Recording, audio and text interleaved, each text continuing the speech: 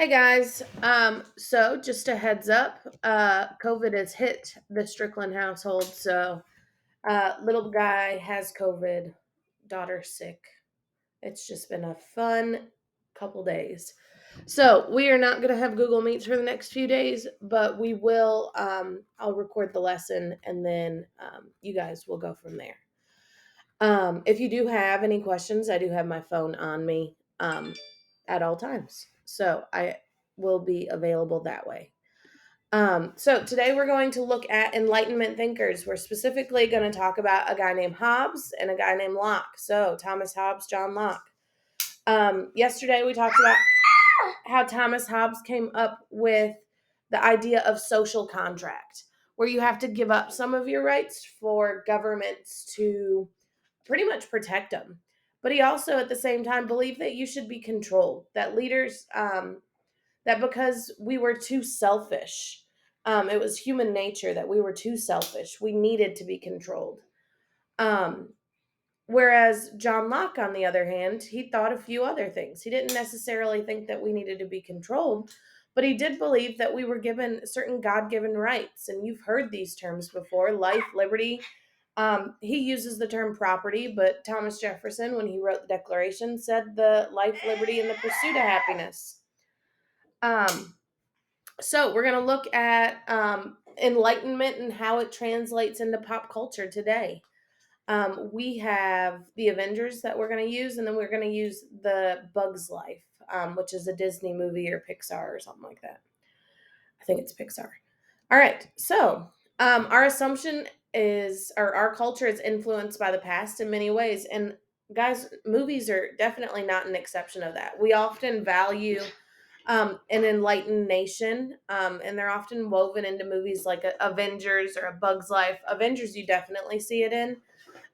You also see it in pretty much most Disney movies, um, where you have these enlightened thoughts. So my assumption is we cheer for Captain America because he defends our enlightenment, and we value the overthrow of the grasshopper because the revolution is based on enlightenment values, just like our own fight against Great Britain. It's like natural for us as Americans to go for and defend our rights, think that it's wrong for certain rights to be taken away, whereas there's many places around the world that don't have the same rights that we do. So it's easy for us to automatically defend these people and defend the concepts of these movies because it's very much something that we see daily and is really now an expectation versus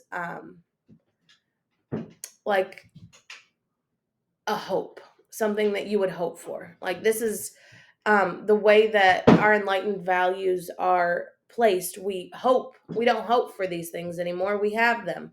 So we kind of expect to be treated as an enlightened person. So we're going to look at Thomas Hobbes, and I'm going to play the Avengers in a few minutes, and you're going to read this to compare Thomas Hobbes to Loki. Hobbes wrote this book called The Leviathan in 1651 after the English Civil War, and he believed that you needed to have a strong ruler. He believed that if you had a strong ruler, that human nature was in this, like we were constantly in a state of war, that we were constantly fighting for some sort of control. And he believed that there should be one ruler, like an absolute monarch or dictator or something like that. Um, he said that life of man is solitary, poor, nasty, brutish, and short. Basically saying that we're lonely, sad people, and that we're just constantly in a state of fighting. Whereas I really don't see myself that way, but go on, Thomas Hobbes. Basically, Hobbes believed that people could not rule themselves and that they needed a strong ruler. A strong leader was required to make decisions for them. He wrote this book pretty much 100. Okay, honey. 125 years before the Declaration was signed.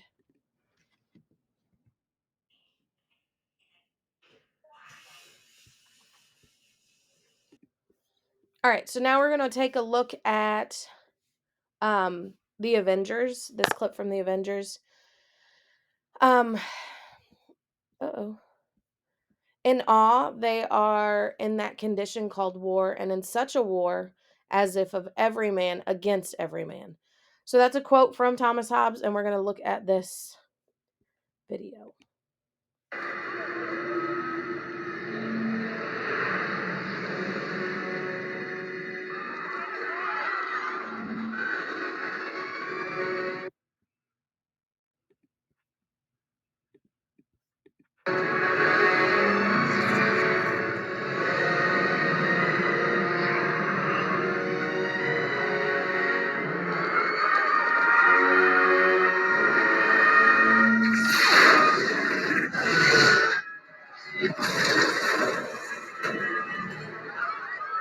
Kneel before me.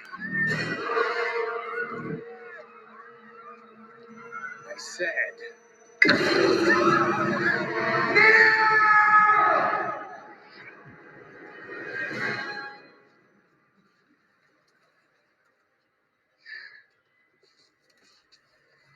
Is not this simpler? Is this not your natural state? It's the unspoken truth of humanity that you crave subjugation. The bright lure of freedom diminishes your life's joy in a mad scramble for power, for identity. You were made to be ruled. In the end, you will always kneel.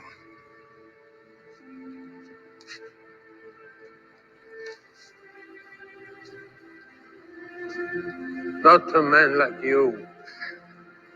There are no men like me. There are always men like you. Look to your elder people. Let him be an example.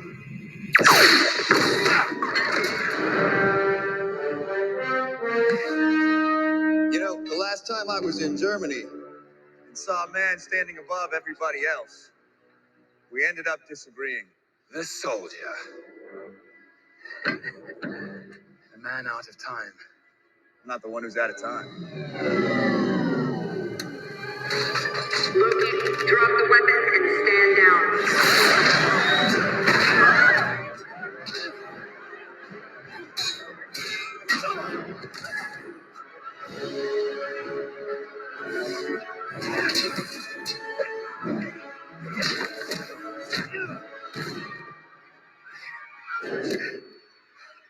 Kneel. Not today. Goes all over the place. Agent Romanoff, you miss me?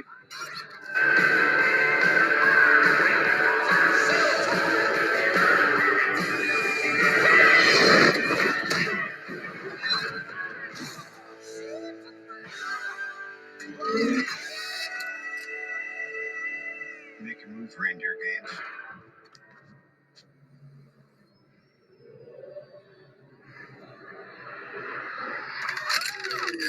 Good move. Mr. Stark. Captain. All right. So let's look at this. Uh oh. Nope. I don't want to play it again.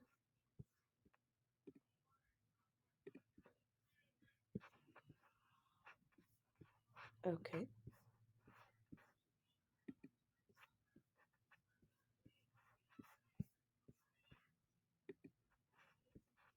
There we go. All right. So in this quote, he said, "Is this not simpler? Is this not your natural state? Is the unspoken truth of humanity that you crave subjugation? The bright lure of freedom diminishes your life's joy in a mad scramble for power, for identity. You were made to be ruled. In the end, you will always kneel." So, um, in this instance, if we look at the natural law of things, how we kind of break down what he's saying. Not Loki, but Thomas Hobbes, when he wrote Leviathan, he was telling us that people were just so selfish and that our natural state is that we're meant to be controlled. So in his speech, he literally says that we crave subjugation, that we crave identity, we crave people to tell us what to do, and that in the end we will always kneel. And then who was he's talking about? Whenever the guy stood up and he said, "There's always men like you," and he's specifically talking about one person that we've discussed and you discussed last year.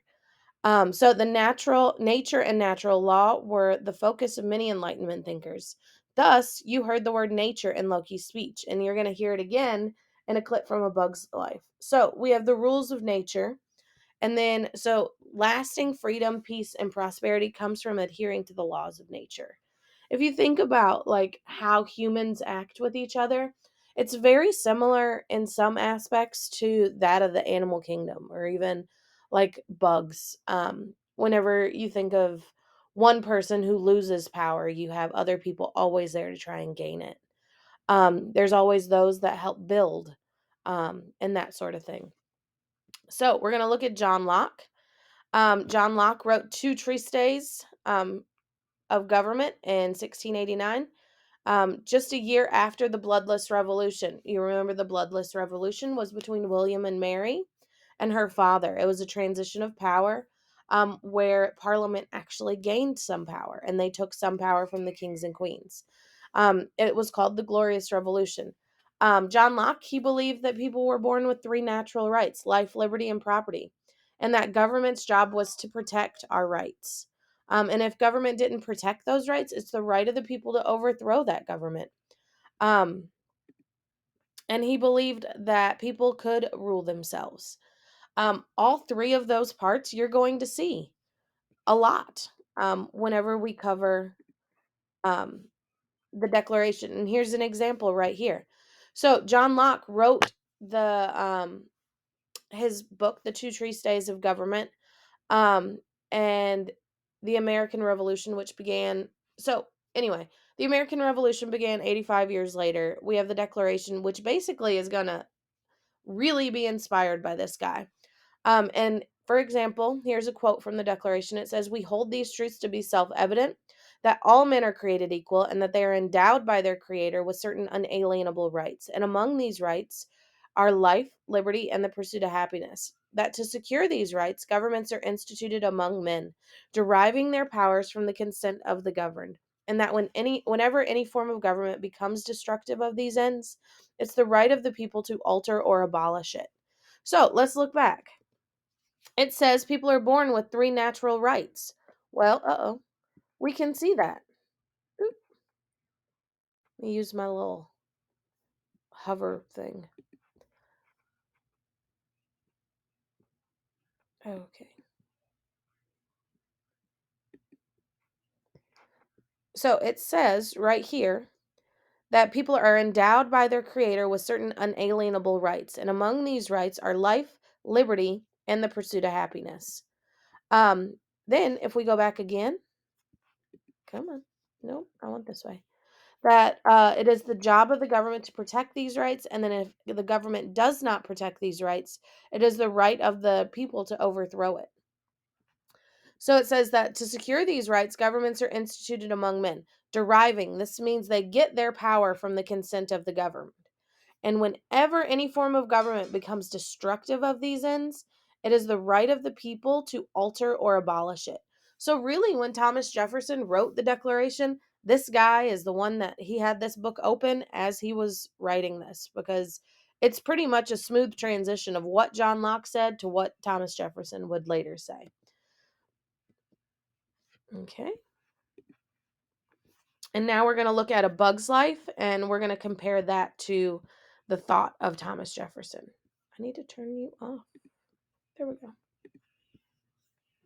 There was that ant that stood up to me. Yeah, but we can forget about him. Yeah, it was just one ant. Yeah, you're right. It's just one ant. Yeah, boss, they're puny. Puny. Say, let's pretend this grain is a puny little ant. Did that hurt? Nope. Well, how about this one? Are you kidding? How about this?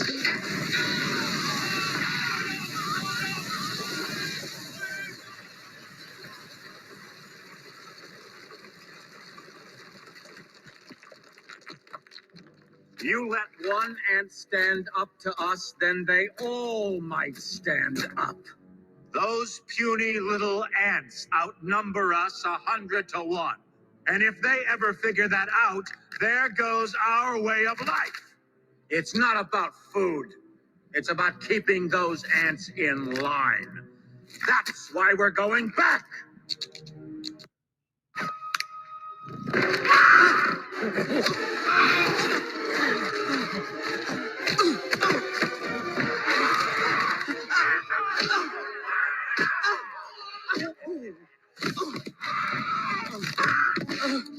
Piece of dirt. No, I'm wrong. You're lower than dirt. You're an ant. Let this be a lesson to all you ants. Ideas are very dangerous things. You are mindless, soil shoving losers. Put on this earth to serve us. You're wrong, Hopper.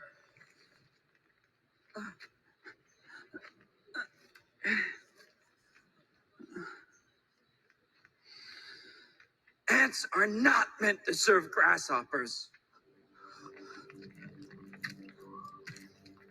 I've seen these ants do great things. And year after year, they somehow manage to pick food for themselves and you. So who is the weaker species? Ants don't serve grasshoppers. It's you who need us.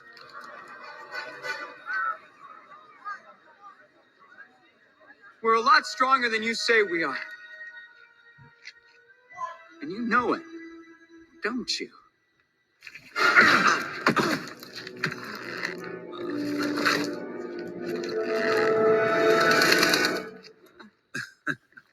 Well, princess. Hopper, I hate to interrupt, but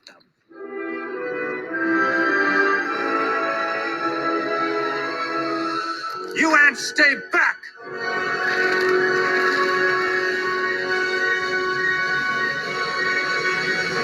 Oh, this was such a bad idea. You see, Hopper, nature has a certain order.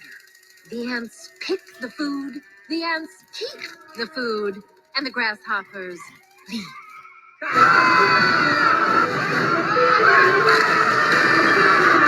so proud of you, Flick. Where are you going? They're just ants!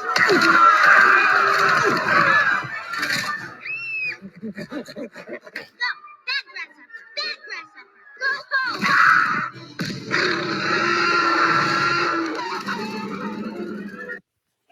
All right. So if we look at this, oh no, I don't want to. Okay. So when Flick says you're wrong, you're wrong, Hopper, ants are not meant to serve grasshoppers. I've seen these ants do great things. For year after year, they somehow manage to pick the food themselves and for themselves and you. So who is the weaker species? Ants don't serve grasshoppers. It's you who need us. We are a lot stronger than you say we are, and you know it, don't you? Then you have Princess Ada. You see, Hopper, nature has a certain order. The ants pick the food, the ants keep the food, and the grasshoppers leave. So, with this, I think that's the last page. We're going to look at where's my there it is. Um, this worksheet that you have. So you're going to fill this in. And it says, how does Loki represent Hobbesian thought? Remember, Thomas Hobbes believed that people needed to be ruled. Um, any civilized society has laws. What's the difference between Loki's idea of government and the system that we have in America? So when they're asking this question, Loki thinks that people need to be under this type of control, and in America we have this type of government. These are two things that we've already talked about. Um, to whom is Captain America referring when he says, the last time I was in Germany, I saw a man standing above everybody else? Who was he talking about? Um, Pretty terrible human being. And what would from what you know about this man, do you think he embraced Hobbesian thought? Explain. So, from the man that they're talking about in number 3, they're asking who did he represent Hobbesian thought? And then we're going to go down to A Bug's Life, and it says the U.S. Constitution. It's going to ask a question on that. And then which of Locke's 3 natural rights was Princess Ada defending? And that's from this statement right here. Nature has a certain order. The ants pick the food, the ants keep the food, and the grasshoppers leave. So which rights, so life, liberty, and property, um, is she specifically talking about here? I hope that answers your questions. If you need anything whatsoever, please just reach out. This is going to be due Friday at midnight. And then we will go over this come Monday. Hopefully, I'll be back at school Monday, or we all will. That would be great. Like I said, reach out if you need anything. Y'all have a wonderful day. Bye.